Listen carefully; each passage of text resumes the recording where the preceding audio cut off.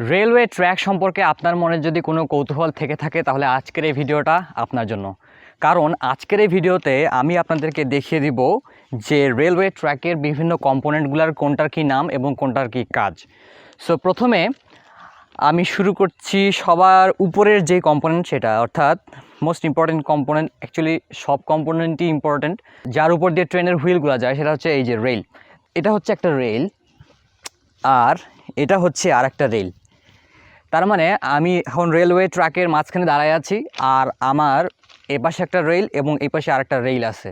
তো আপনাদের এখন কনসেপ্ট ক্লিয়ার হয়ে গেল যে আসলে রেল বলতে কি বোঝায়। এখন প্রশ্ন হচ্ছে তার মানে কি এই লাইন বরাবর যতদূর দেখা যায় সম্পূর্ণটাই কি একটাই রেল, আর এই লাইন বরাবর যতদূর দেখা যায় তাহলে কি এটা সম্পূর্ণটাই একটা রেল? তা না, আসলে রেলগুলা সেগমেন্ট আকারে তৈরি করা হয় এবং প্রতিটা সেগমেন্টকে একটা করে রেল বলা হয়। এর মানে এই যে আমি এখন ব্রড গেজের উপরে দাঁড়াই আছি। বাই দ্য ওয়ে, গেজ কী জিনিস এটা আর একটা ভিডিওতে আপনাদেরকে বুঝাই দিব। তো প্রথমে আমি বলি যে ব্রড গেজ এবং মিটার গেজ দুইটা আলাদা ক্যাটাগরি রেলওয়ে ট্র্যাক, দুইটার মধ্যে অনেক পার্থক্য আছে। তো আমি যদি বলি প্রথমে যে ব্রড গেজের ক্ষেত্রে এই যে রেলগুলা এইগুলার লেন্থ এক রকমের হয় এবং মিটার গেজের ক্ষেত্রে রেলের লেন্থ আরেক রকমের হয়। অর্থাৎ ব্রড গেজের ক্ষেত্রে রেলগুলার লেন্থ হয় 13 মিটার করে এবং মিটার গেজের ক্ষেত্রে এগুলার লেন্থ হয় 12 মিটার করে। এবং রেলের কাজ হচ্ছে এর মধ্য দিয়ে যখন ট্রেন যাবে, ট্রেনের যে হুইল লোড আছে হুইল লোডটা সে ক্যারি করবে এবং সেটা ট্রান্সফার করবে নিচের লেয়ারগুলোর উপরে। সো এর নিচে কে আছে? এর নিচে আছে হচ্ছে স্লিপার। অর্থাৎ স্লিপার কী জিনিস?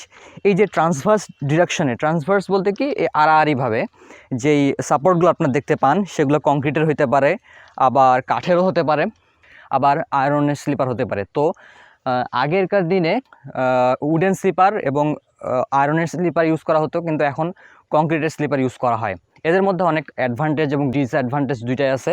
আমি অন্য কোনো একটা ভিডিওতে আপনাদেরকে রেলের কাঠের স্লিপার এবং হচ্ছে কংক্রিটের স্লিপারের মধ্যে যে অ্যাডভান্টেজ এবং ডিসঅ্যাডভান্টেজ সবগুলো আপনাদেরকে সেটা বুঝাই দেব।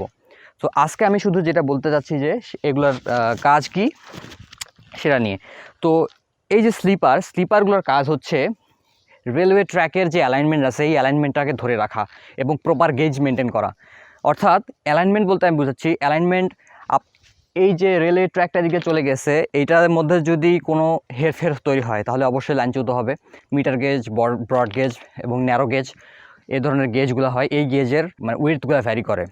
সো এই গেজের উইডথের কোথাও যদি একটু কম বেশি হয় তাহলে ডিরেলমেন্ট হয়ে যাবে, ফলে অ্যাক্সিডেন্ট হবে। সো এখন আমি দাঁড়ায় আছি এই স্লিপারের উপরে। স্লিপারের কাজ হচ্ছে এই রেলকে হোল্ড করা এবং যেন প্রপার গেজ মেনটেন করা হয়। স্লিপারের আরেকটা কাজ হচ্ছে যে লোডটা উপর থেকে আসতেছে ট্রেনের, সেই লোডটাকে নিচের লেয়ারে ট্রান্সফার করে দেওয়া।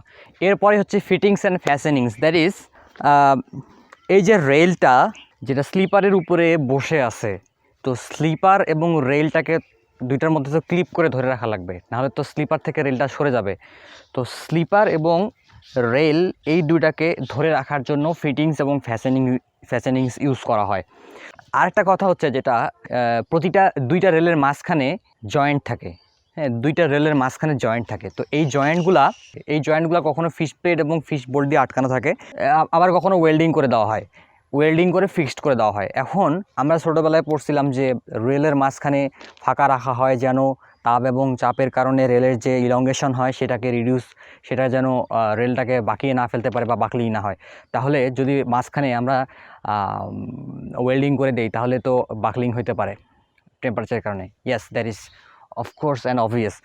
সো সেটা ডিপেন্ড করতেছে টেম্পারেচারের উপরে, যে আমাদের দেশে তাপমাত্রা কতটা রাইজ করে সেজন্য রেলের কতটা ইলংগেশন হবে এবং সেজন্য বাকলিংটা হবে কিনা এটা ডিপেন্ড করে বিভিন্ন এরিয়ার উপরে। বিভিন্ন এরিয়াতে কখনও দেখবেন যে রেলের এই জয়েন্টগুলোকে হচ্ছে ওয়েল্ডিং করে দেওয়া হয়েছে, আবার কখনো দেখবেন যে আপনার ফিশ প্লেট এবং ফিশ বোল্ট দিয়ে জয়েন করা হয়েছে। ফিশ প্লেট এবং ফিশ বোল্টটা কি এটা আমি এই মুহূর্তে এখানে দেখাতে পারছি না, কারণ আমার এখানে যতদূর রেলগুলো আছে সবগুলো হচ্ছে ওয়েল্ডিং করে দেওয়া।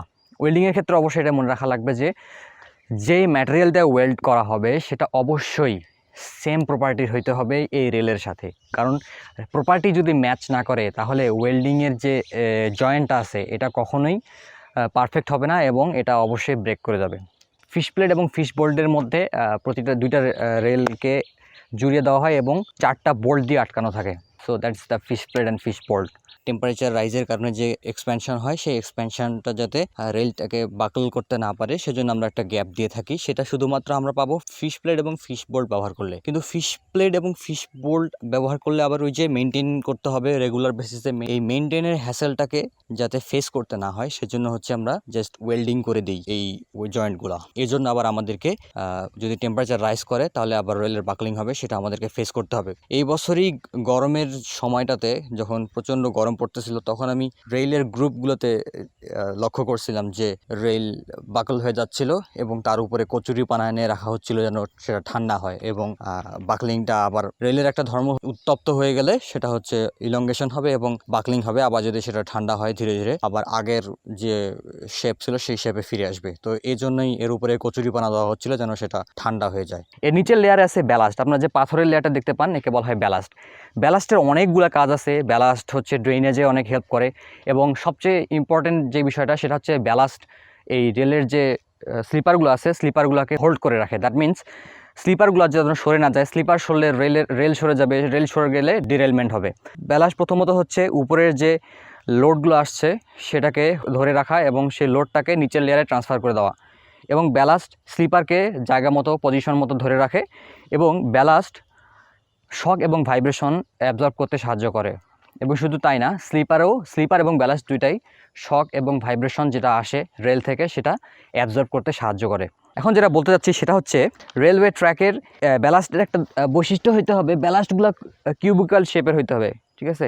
Not perfectly cubical but kind of cubical. এবং এর এজগুলো অনেক শার্প হইতে হবে। আপনি যদি দেখাই এজগুলা অনেক শার্প হইতে হবে। কেন? এজ যদি শার্প না হয়, এজ যদি রাউন্ড হয় তাহলে হবে কি ট্রেনের যে ভাইব্রেশন আসছে এই ভাইব্রেশনের কারণে ব্যালাস্টগুলো কী হবে ছড়াই ছিটায় চলে যাবে বাইরে। এজ যদি শার্প হয় তাহলে ইন্টারলকিংটা অনেক ভালো হবে। ফলে কি হবে ব্যালাস্ট নিজেও জায়গা থেকে সরবে না এবং হচ্ছে স্লিপারকেও জায়গা থেকে সরতে দিবে না। এরপরে সেটা হচ্ছে যে মাটির লেয়ারটা আপনারা দেখেন যে ন্যাচারাল গ্রাউন্ড লেভেল থেকে যেটা একটু উপরে ভাসানো থাকে এটা সাধারণত ফরমেশন লেভেল বলা হয়। ফরমেশন লেভেলের মধ্যে 3টা লেয়ার থাকতে পারে, সাব ব্যালাস্ট, ব্ল্যাঙ্কেট এবং সাবগ্রেড।